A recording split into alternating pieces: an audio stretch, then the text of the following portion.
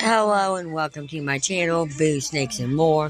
Today we're going to be reading the story I'm writing called Killer Croc's Origin Story. So please like this video and subscribe to the channel. And for more videos like this, watch my other house channel, A&A Snakes and Stuff.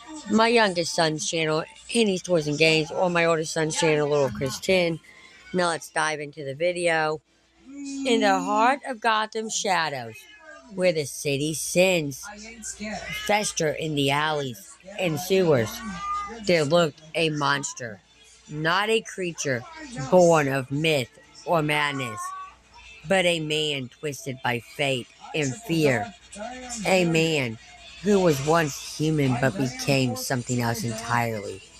His name was Waylon Jones, and he was Gotham's most feared and misunderstood villain, Killer Croc. Waylon's life had never been easy. Born with a rare condition that made his skin resemble that of a reptile, he was ostracized from birth. Children would call him a freak, and even adults would cross the street to avoid him.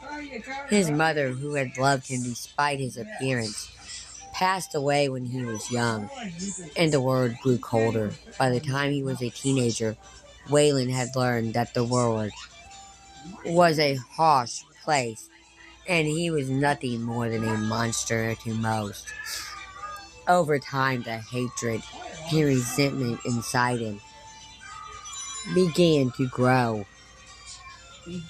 He was cast out of society, forced to live on the fringes in the darker corners of Gotham, where the forgotten ones lurked. The more he isolated himself, the more his body transformed. His skin became thicker, his bones stronger, and his senses heightened like a predator in the wild. But it wasn't just his body that changed. The anger, the resentment, the abandonment, they all turned him into something far more dangerous than anyone could have imagined. Waylon no longer cared about the city that had rejected him. Gotham had become a place where only the strongest survived, and he intended to be one of them. His first real taste of power came when he found himself in the depths of Gotham's underworld. The criminals who once feared him began to respect him. He was a force to be reckoned with, a creature who could strike fear into the hearts of even the most hardened criminals. His scaly skin, monstrous strength, and razor-sharp teeth made him a terrifying presence. And soon enough, the name Killer Croc was whispered in every dark corner of the city. But even as Killer Croc built his empire of fear, there was a gnawing emptiness inside him. The hate that fueled him could only take him so far. Beneath the savage exterior was a man who longed for acceptance, for someone who could understand the pain of being cast aside. One rainy evening when Gotham's streets were slick with water and the air was thick with fog, Killer Croc encountered something unexpected. Another outcast, a young woman bruised and broken, laying on the cold pavement. She had been abandoned, left for dead by the very people who had promised to protect her. Her name was Sarah, and though her eyes were filled with fear, there was something in her gaze that seemed to mirror Waylon's own loneliness. He could have walked away, he could have left her there to die, just as the world had left him, but something inside him stirred. A fleeting thought of kindness, of what it would be like to be understood. Without a word, he scooped her up and carried her to his lair, a dark hidden place deep beneath Gotham's sewers. There, in the safety of his underground world, he took care of Sarah. He protected her, and in return, she spoke to him like no one ever had. She didn't see a monster, but a man who had been broken by life.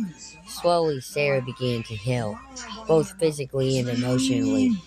But Gotham's cruelty wasn't so easily forgotten. Word of Sarah's survival reached the wrong people, dangerous people who saw her as a threat to their power. They came for her, and they brought the full weight of Gotham's criminal elite. Killer Croc, though, was ready. The monster that had once been an outcast, feared, and alone, now had a purpose. With a ferocity that matched his monstrous appearance, he fought to protect Sarah, tearing through anyone who dared to threaten the one person who had made him feel human again. In the end, the battle left Gotham in ruin, the streets soaked in blood and broken dreams. Sarah, though safe, had no place left in the city. She left Gotham, choosing to escape the chaos that Killer Croc had become embroiled in. But even as she disappeared into the night, she left him with one final quiet word: thank you. Killer Croc stirred alone once more, but this time the emptiness inside him didn't feel quite so deep. He wasn't just a monster anymore. He had been someone's protector, someone's savior, even if just for a moment. And for the first time in a long while, Killer Croc wondered if there was still hope for him. Thank you for watching this video, and peace out to the next one.